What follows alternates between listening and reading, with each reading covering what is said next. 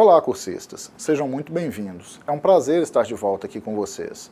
Eu sou o professor doutor Leonardo Finelli, psicólogo e pedagogo, e retomo com vocês a disciplina História da Educação Profissional e Tecnológica no Brasil, do curso de pós-graduação Lato Sensu em Docência na Educação Profissional e Tecnológica do Instituto Federal de Educação, Ciências e Tecnologias do Norte de Minas, IFN-MG. Em sequência à nossa formação, discutiremos a EPT no Brasil. Para tal, faremos um breve percurso histórico da legislação que autoriza e implementa a educação profissional tecnológica e, em seguida, avançaremos para uma discussão sobre como ela se apresenta em seu cenário atual. Solicito que durante as aulas vocês estejam munidos de papel e caneta para quando surgir alguma dúvida, vocês anotarem e depois postarem no nosso fórum Tira Dúvidas. Ok? Alguma dúvida? Então passemos à apresentação. Bom, então estamos na pós-graduação Lato Sensu de oferta própria do Instituto em Docência na Educação Profissional e Tecnológica. Ela é coordenada pela professora doutora Priscila Caire Santana Afonso. Estamos na disciplina História da EPT no Brasil, Legislações e Políticas Públicas, e eu sou o professor doutor Leonardo Augusto Couto Finelli. Essa pós, ela é na área de educação, na modalidade de educação à distância, e tem a forma de oferta na metodologia de educação à distância, com duração de 15 meses, uma carga horária total de 480 horas e um número de vagas de 150, divididas em 3 turmas. Então, pensando no panorama histórico e perspectivas da EPT no Brasil, a gente tem que a legislação brasileira atual inclui a EPT em cursos de nível médio e pós-médio, direcionados para preparação para o trabalho, sejam eles no tipo integrado, que inclui a formação profissional no ensino médio em um curso único, concomitante, onde a gente vai ter 2 cursos acontecendo ao mesmo tempo, ou subsequente, onde a formação profissional ocorre após a conclusão do ensino médio, assim como cursos superiores de tecnologia e cursos de formação inicial. Na classificação internacional da Unesco, esse tipo de curso corresponde ao nível 4, então ele se situa entre o nível médio e o nível superior e, consequentemente, nós vamos ver que, atualmente, ele possibilita o avanço direto para o ensino superior, coisa que, historicamente, não aconteceu, né? Por uma época podia, outra época foi proibido e agora retornou essa possibilidade. Ele tem sido objeto de ações ao longo da história, especialmente a partir do início do século XX, quando a gente começa a se preocupar muito com a formação de profissionais para atuação no mercado de trabalho. E, recentemente, esse tipo de educação tem tido uma atenção especial e recebido um conjunto de investimentos bastante significativos, em especial aqui no Brasil.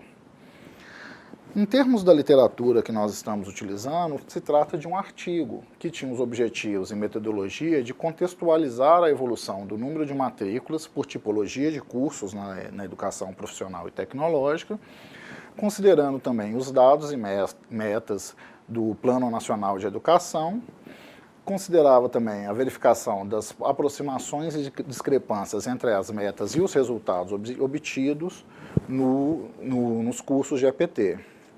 Ainda considera uma metodologia de pesquisa dos autores com os dados do INEP e do Plano Nacional de Educação de 2014 a 2024, com um recorte em especial no período de 2008 a 2015, quanto aos dados de matrículas realizadas na educação profissional e tecnológica. No nosso caso, nós focaremos em especial nesse artigo nos dados sobre a história. Então, na contextualização que os autores iniciam no seu artigo, eles falam muito da formação acadêmica versus a formação para o trabalho. Nós precisamos entender que a EPT, a Educação Profissional e Tecnológica, ela abarca essa segunda modalidade de formação voltada para o trabalho e que, ainda hoje, apresenta essa dicotomia ou essa disparidade frente à educação acadêmica, ou à educação propedêutica, como ela é reconhecida. Então, o conflito entre as modalidades marcou no passado e ainda hoje marca, principalmente no nível do ensino médio. ou no nível técnico, ensino médio técnico. Ela inclui cursos de formação inicial e continuada, que são desvinculadas do sistema regular de ensino e destinados à formação profissional básica, assumindo então cursos técnicos que se situam no mesmo nível dos cursos de nível médio, e cursos de tecnologia que são situados no âmbito da educação superior, hoje reconhecidos como os cursos de tecnólogos. Ela diferencia-se da educação formal e da educação não formal, constituindo-se, então, uma terceira via no processo de desenvolvimento da pessoa. Então, veja, nós temos a modalidade clássica da educação formal ou tradicional ou propedêutica, que é a educação seriada nas escolas de ensino fundamental e médio. Nós temos também a noção da educação não formal, que acontece em espaços fora das salas de aulas, então elas não estão relacionadas ao ensino formal, consequentemente elas não são reconhecidas enquanto tal, e a educação profissional e tecnológica passa a assumir aí uma terceira via de profissionalização ou uma terceira via de educação que assume uma perspectiva similar à formal, então tem um espaço de sala de aula, tem toda uma organização didática e pedagógica, mas não obstante, contempla também uma preparação para além da humanista para o mercado de trabalho. Então assume-se essa educação com uma forte base de ordem prática para preparar esse profissional para a inserção direta no mercado de trabalho. Ela parte, então, da base do conhecimento, habilidades, competências, valores e atitudes pré-existentes no acadêmico que vai se capacitar, em que a pessoa estabelece, então, a ampliação da perspectiva de sua atuação profissional. O candidato, o aluno da educação profissional e tecnológica, ele busca uma capacitação, uma formação, uma especialização específica para uma atuação em determinadas áreas do mercado de trabalho. E essa formação, então, ela consegue ser mais direcionada, algumas vezes mais curta, mas oferecendo o principal elemento, que é a experiência prática para esse acadêmico.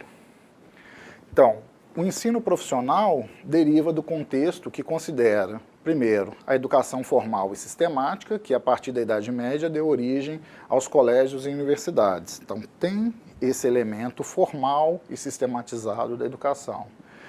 E, segundo, o ensino progressivo e não sistemático, ou pouco sistemático, destinado à aprendizagem de ofícios através de mestres e aprendizes, assim como também o ensino industrial. Ou seja, o ensino profissional assume duas perspectivas que habilitam esse aluno tanto a dar sequência numa formação tradicional clássica, em termos, por exemplo, de progressão para o ensino superior ou para a pós-graduação, em função da sua formalidade, mas também assume uma perspectiva de inserção direta no mercado de trabalho, a partir desse elemento progressivo de capacitação para o ofício. A expressão educação profissional constava no artigo 39 da LDB de 1996, que foi integralmente alterado pela Lei 11.741, de 16 de julho de 2008, a qual incluiu a denominação educação profissional e tecnológica, e a integração de outros níveis de modalidade da educação. Então, anteriormente à LDB e anteriormente a essa resolução de 2008, para ser mais específico, essa lei de 2008, nós falávamos de educação profissional.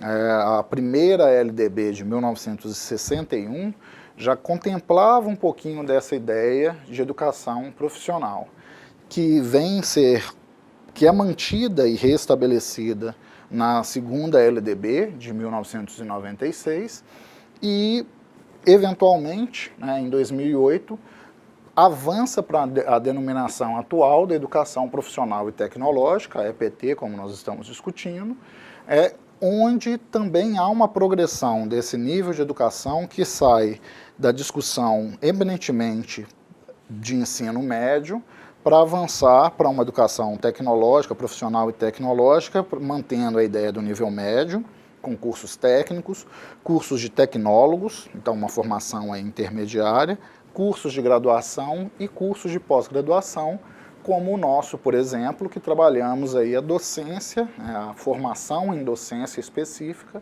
para atuação na educação profissional e tecnológica.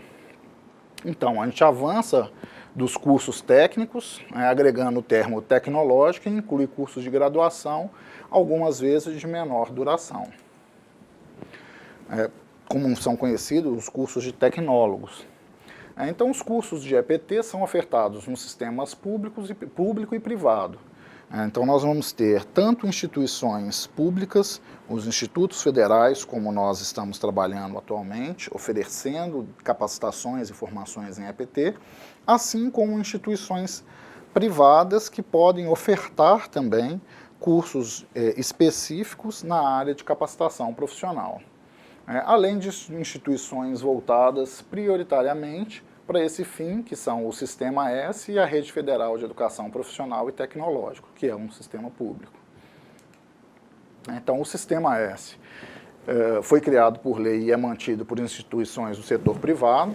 Então, a gente está falando aí necessariamente do Serviço Nacional de Aprendizagem Industrial, poucas pessoas conhecem esse termo, mas é o SENAI, como popularmente conhecido, assim como o SENAC, que também é popularmente conhecido, que é o Serviço Nacional de Aprendizagem Comercial, entre outros, que são públicos, então recebem um financiamento do governo e que oferecem capacitações específicas para a atuação, no caso do SENAI, na indústria, no caso do SENAC, na área comercial ou no setor comercial, assim como outros oferecem cursos específicos para suas áreas de formação. Já a Rede Federal de Educação Profissional e Tecnológica inclui instituições que ofertam cursos técnicos e profissionalizantes, assim como cursos de educação tecnológica. Elas têm uma atuação de nível médio e superior e são compostas, como nós estamos discutindo atualmente, pelos institutos federais, pelos Centros Federais de Educação Tecnológica, os Cefets, as escolas técnicas vinculadas às universidades federais, então as ETs das universidades federais, especificamente a Universidade Tecnológica Federal do Paraná e o Colégio Dom Pedro II, que são instituições um pouco menores, mas que também trabalham, que fazem parte, que compõem a Rede Federal de Educação Profissional e Tecnológica. Então, pensando no histórico da EPT, a gente verifica que há um domínio de conteúdos gerais das ciências, letras e humanidades, quando a gente pensa em termos de formação acadêmica. E, normalmente, esses são considerados ou reconhecidos como válidos para a formação de dirigentes, para a formação de gestores, para a formação das elites pensantes do país. Então, essa formação clássica, essa formação acadêmica, essa formação propedêutica, essa formação antigamente nomeada também de científica, visava a formação de uma reserva de mercado para uma elite pensante da nação. Por outro lado, a gente já tinha também no passado o ensino profissional entendido como uma formação instrumental que não permitiu o acesso ao ensino superior, a não ser através de exames de adaptação quanto a conhecimentos de ensino humanista. Ou seja, a maior parte das vezes eles não levavam a uma habilitação direta para o aluno avançar para o ensino superior, ou caso o aluno assim o desejasse, ele precisava fazer uma prova de equivalência, uma avaliação de equivalência, com um estudo de maneira autônoma quanto aos conhecimentos de ensino humanista para avançar para o ensino superior. Essa separação, ela tem uma origem na separação entre teoria e prática, que já vem lá da filosofia grega, que diferenciava a noção do tekne para a noção da episteme. Então, a TECNE indicando uma capacidade de produzir algum objeto por meios racionais relacionada ao artesanato ou à arte, né, que leva posteriormente a essa ideia de tecnologia, incluindo os objetos realizados a partir da criatividade, do conhecimento, da prática e da experimentação. Já a episteme indica um conhecimento no seu estado puro, que pode ser atualizado como as ciências. Então, a educação clássica, a educação propedêutica, a educação formal, ela trabalha dentro dessa lógica da episteme, com uma discussão epistemológica, o estudo da episteme, o estudo da formação do conhecimento e da ciência. Enquanto que nós discutimos atualmente a EPT, que deriva dessa lógica da TECNE, onde os conhecimentos práticos se tornam importantes para a construção de novos conhecimentos. O Brasil tem um desenvolvimento dos processos de ensino que é tardio, decorrente de questões culturais e políticas, situando mais propriamente a partir do início do século XX. Bom, historicamente não é nenhum segredo a gente lembrar que o Brasil vem a ser descoberto nos idos de 1500 e, posteriormente, é reconhecido como uma colônia. Então a gente só vai pensar em termos de uma educação formal quando o Brasil adquire a sua independência, enquanto se forma como uma república, que a gente vai ter uma preocupação quanto a uma construção de um ideário de nação, e, consequentemente, se preocupar em termos da formação educacional. Antes disso, enquanto colônia, os processos de educação, como vocês viram lá atrás com as aulas da professora Maria Clarice, traziam perspectivas do colonizador, ou traziam as questões da legislação propostas pelo colonizador. Então, quando a gente vai falar aí no Brasil como república, a partir do final do século XIX, é que começa a se pensar nesse ideário de nação e, consequentemente, na estruturação de um modelo educacional. Consequentemente, como a gente fala aí desse início de nação tardio, a preocupação com a educação também é uma preocupação tardia. Como eu falei mais cedo, a Lei 4.024, de 1961, que é reconhecida como a primeira LDB, Lei de Diretrizes e Bases, estruturou o sistema educacional de ensino em ensino primário, ensino de grau médio e educação de grau superior, sendo o ensino de grau médio dividido em primeiro ciclo, como ginasial, e segundo ciclo, o colegial, ou curso secundário, curso técnico, curso de formação de professores para ensino primário e pré-primário. Então, nós tínhamos uma dada estrutura educacional que efetivamente só veio a ser oficializada, só veio a ser formulada, só veio a ser regulamentada a partir de 1961. Mas espera aí, professor, antes disso não tinha escola, não tinha educação? Tinha, mas não existia esse tipo de regulamentação. Existiam algumas ideias e não existiam uma regulamentação formal para o estabelecimento desses diversos níveis. Somente a partir de 1961, com a primeira LDB, que a gente vai ter essa estruturação, essa formalização. Quanto ao ensino profissional, já previsto nessa primeira LDB, ela permitiu que as escolas ofertassem cursos do tipo técnicos integrados com a educação do ensino secundário. Se vocês conversarem com os pais de vocês, muito provavelmente vocês vão verificar que alguns deles se lembram de escolas com ensino médio colegial ou um ensino médio científico, assim como escolas com ensino médio profissionalizante. Então a gente tinha lá o magistério, a gente tinha técnicos em contabilidades que vinham como uma formação de ensino médio concomitante, paralela à formação das ciências humanas, à formação da propedêutica. Então, esse ensino profissional permitia o acesso aos cursos superiores após o terceiro ano. O mais típico à época, e a gente está falando de 1960, 1970 até 1980, era que esses profissionais concluíssem, ou esses acadêmicos, melhor colocando, concluíssem o ensino médio e ingressassem no mercado de trabalho. Alguns deles ainda avançavam no seu processo de formação para o ensino superior, o que era muito mais difícil à época, em função do reduzido número de vagas no ensino superior, primordialmente nas universidades públicas. Então, você tinha poucas vagas, poucas instituições, muitas delas centralizadas nos grandes centros, nas capitais, o que dificultava muito o acesso ao ensino superior para camadas mais populares. Isso durou, então, até o decreto 2208, 17 de abril de 1997, que proibiu os cursos do tipo técnico integrado no Brasil, de ensino médio, de avançar para o ensino superior.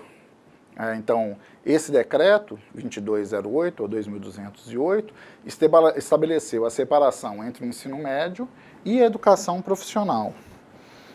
Então, esse decreto, se a gente ficar atento às datas, que é de 97, ele é posterior à segunda LDB, que é de 96, que já vem falando do ensino profissional, que volta ou que mantém o discurso sobre o ensino profissional. Não obstante, como eu disse mais cedo, a gente fala da primeira LDB, que assume o ensino profissional com uma perspectiva de ensino médio, levando a um acesso ao ensino superior. Na segunda LDB, mantém-se esse discurso, mas logo na sequência, no ano seguinte, a gente vai ter a separação do ensino médio e da educação profissional. Então, a gente vai passar a pensar na educação profissional como sequencial e não como uma formação de ensino médio que pode levar o estudante ao ensino superior. Ela vai ser muito mais uma complementação que prepara para o mercado de trabalho, caso o aluno já tenha um ensino médio, ou uma preparação para o mercado de trabalho, caso o aluno tenha meramente uma educação de ensino fundamental, mas que não o habilita a avançar para o ensino superior. Novamente, como eu já havia dito, isso durou até o decreto 5154, ou 5.154, de 2004. Então, a gente tem um intervalo de 97 a 2004, em que a gente tem essa cisão do ensino profissional quanto ao ensino médio. Em 2004, a gente volta a permitir tanto a integração quanto a separação da educação geral e profissional. Ou seja, a gente volta a falar de cursos profissionalizantes do tipo integrado com o ensino médio e volta a pensar nos cursos concomitantes, e a manutenção também dos cursos subsequentes. Ou seja, a gente volta a pensar na lógica da educação profissional como um tipo de educação que pode levar à promoção para o ensino superior, caso ela ocorra como um curso integrado ou como um curso concomitante. E caso ela apareça como um curso subsequente, que ela se dá posterior à formação do ensino médio, o aluno já tem o ensino médio, então ele já está habilitado a avançar para o ensino superior. Normalmente, essa ação leva à criação dos institutos federais. A gente vê que, posteriormente a esse decreto de 2004, a gente vai ter a formação dos institutos federais, que vai acontecer, ou que vai ser formalizada pela Rede Federal de Educação Profissional e Tecnológica, a partir de 2008, que vai se especializar na oferta de cursos profissionais e tecnológicos, então cursos técnicos, tecnólogos, em ensino superior e pós-graduação, a partir de 2008.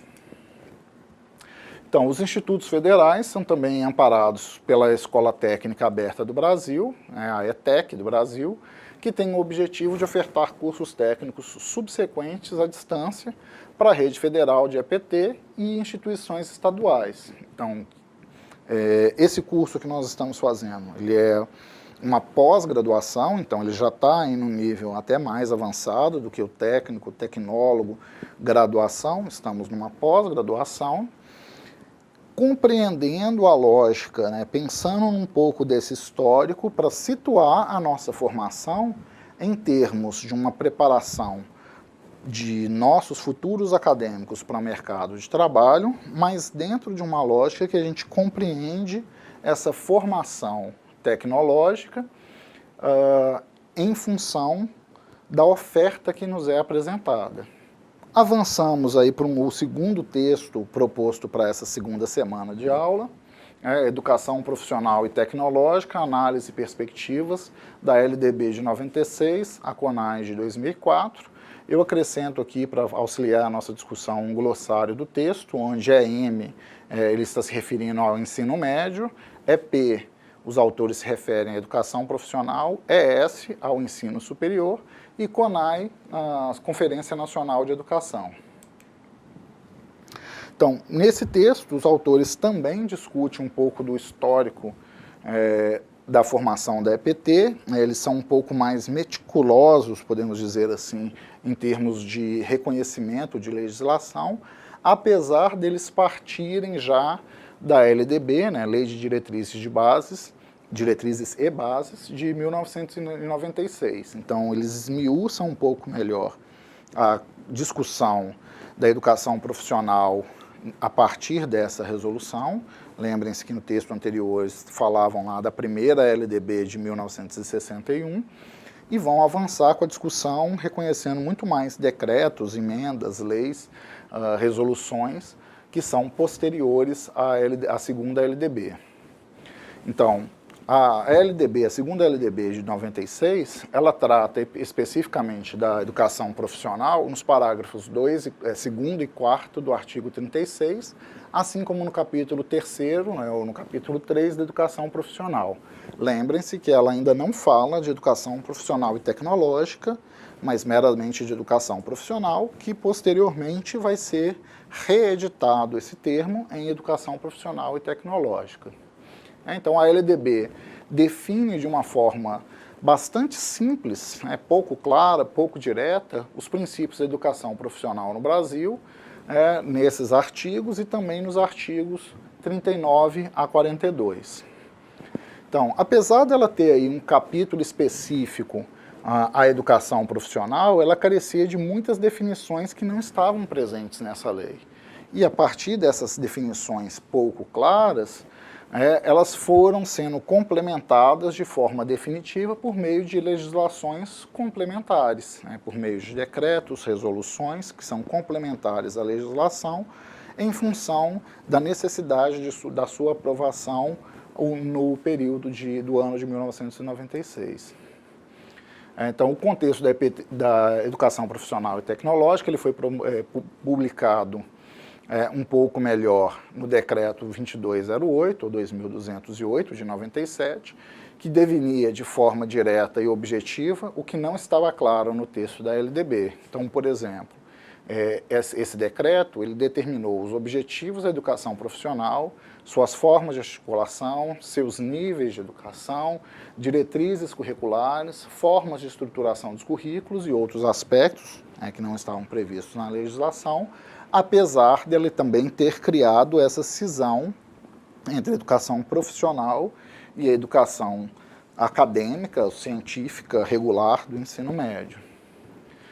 Então, esse decreto assume a EPT apenas de forma concomitante ou subsequente, extinguindo sua formação técnica integrada. Ou seja, o aluno pode fazer a educação formal, regular, científica, propedêutica, e disciplinas paralelas de uma formação técnica. Existem escolas que oferecem isso. Ou o aluno vai fazer a educação de ensino médio regular e, posteriormente, ele vai buscar uma formação profissional, que são os cursos subsequentes. Mas a formação integrada, onde já acontecia, por exemplo, nos antigos Cefetes, ou na modalidade mais antiga no Cefet, onde nós tínhamos o ensino técnico com a validade de ensino médio, então aconteciam as duas discussões em paralelo, mas parte da carga horária destinada à formação técnica deixa de existir a partir desse decreto. Por exemplo, lá nos antigos cursos que eu falei de magistério, nos antigos cursos de contabilidade, de ensino médio em contabilidade, eles deixam de existir porque passam a não ter mais essa validade quanto ao ensino médio. Precisavam, então, de ser cursos subsequentes. Os conceitos de competência profissional e habilidades, a organização por áreas profissionais, entre outras diretrizes para a EPT, são definidos posteriormente na Resolução 04 de 99, do Conselho Nacional de Educação, que institui as diretrizes curriculares nacionais para a educação profissional de nível técnico. Então vejam que aí há mais uma nova regulamentação que vai estabelecer agora as competências profissionais e habilidades. Então a gente começa a falar ali da formação profissional na LDB, na segunda LDB de 96, em 97 a gente tem a cisão com o decreto, em 99 a resolução 04, que vai instituir aí as competências e habilidades do profissional. Em 2004, a publicação do decreto 5154, ou 5.154, que vai revogar o decreto 2.208 de 97. Nesse sentido, ele vai fazer alterações na discussão do decreto 2208 e ele redefine os níveis de educação profissional, assumindo premissas, formas de articulação com o ensino médio. Ou seja, ele retoma, ou ele retorna a possibilidade da formação técnica integrada, além das concomitantes e subsequentes que já existiam disponíveis. E aí volta a pensar em certificações parciais e diplomas como elementos que complementam essa formação integrada de ensino médio e técnico, o ensino técnico com validade de ensino médio. Então essa nova resolução, ela traz novamente a possibilidade de ofertar a educação profissional integral voltada para uma concepção ampla de formação humana, mas ainda permite também a oferta de um modelo de formação tecnicista e direcionada para o ingresso rápido do indivíduo no mercado de trabalho. Ou seja, a gente volta a pensar numa lógica educacional que havia sido extinta em um intervalo de pouco mais de 10 anos. Desculpem, pouco menos de 10 anos. Na sequência, a gente vai ter a Resolução 01 de 2005 do Conselho Nacional de Educação, que vai falar das DCMs, das Diretrizes Curriculares Nacionais, para o ensino médio e para a educação profissional e técnica de nível médio, que são atualizadas. Então, a gente já tinha elas definidas em 2004, 2005, uma atualização das DCNs. Nessa atualização, definiram-se novas referências de carga horária mínima para a educação profissional técnica de nível médio e se atualiza a nomenclatura dos cursos e programas de educação profissional. Então, a gente passa a ter, a gente tinha a educação profissional de nível básico, que passa a denominar-se Formação Inicial e Continuada de Trabalhadores. A educação profissional de nível técnico passou a denominar-se Educação Profissional Técnica de Nível Médio. E Educação Profissional de Nível Tecnológico passou a denominar-se Educação Profissional Tecnológica de Graduação e de Pós-Graduação. Vejam que são mudanças bastante sutis em termos da organização, em termos do perfil, mais significativas em termos das competências e de carga horária, e para marcar isso, essa mudança na nomenclatura. Já em 2008, a Lei 11.741, altera os artigos 37, 39, 41 e 42 e revoga alguns parágrafos do artigo 36 da LDB. Então, a gente fala de uma nova LDB ou de uma LDB reatualizada, de uma nova edição da LDB. Então, vejam, a gente tinha a LDB inicial em 1961, uma nova LDB, ou a segunda LDB, a partir de 1996, e daí para frente a gente vai tendo diversas emendas, modificações nessa lei, onde são acrescentados artigos, retirados artigos, modificados textos de artigos. Hoje a gente já está aí no entorno da 16ª edição dessa Lei de Diretrizes e Bases, que foi promulgada em 1996. Então, a Lei 11.741, em 2008, traz um pouco dessas alterações, em especial para a educação técnica, educação profissional técnica de nível médio.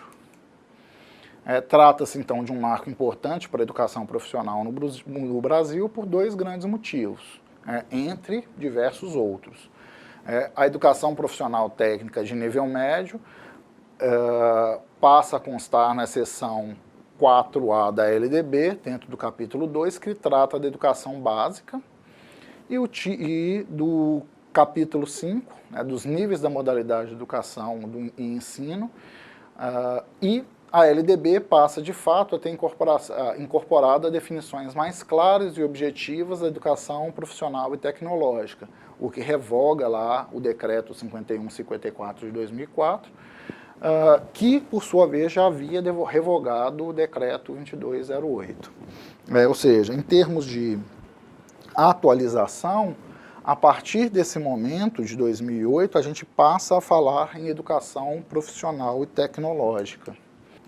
Bom, então, traduzindo, a LDB promulgada, a segunda LDB promulgada em 96, ela é reeditada em 2008, integrando aí os decretos e resoluções anteriores, 97, 2003, 2004, e passa a compor aí um corpo de discussão que é atualizado, assumindo a educação profissional e tecnológica, mudando a terminologia para educação profissional e tecnológica, e estabelecendo aí todos os marcos para a formação da rede federal de educação tecnológica, constituindo inclusive os institutos federais, como nós estamos aqui trabalhando atualmente, e estabelecendo um arcabouço teórico bastante consistente em termos dessa legislação. Bom, por enquanto é isso, pessoal. Seguiremos a nossa disciplina acompanhados por mim e pelos respectivos tutores presenciais e à distância. Para que tenha um bom resultado, será necessária a dedicação de vocês nos estudos e atividades do ambiente virtual de aprendizagem, o nosso AVA. Mas também é muito importante que vocês leiam o material didático complementar. Espero que vocês tenham gostado e que tenham absorvido pelo menos um pouco da proposta que vimos aqui hoje. Lembrem-se de acessar a sala virtual e participar dos fóruns, assim como postar as suas dúvidas. E não se esqueça que os estudos do material proposto, Por enquanto é isso. Desejo sucesso e nos encontramos na nossa próxima aula.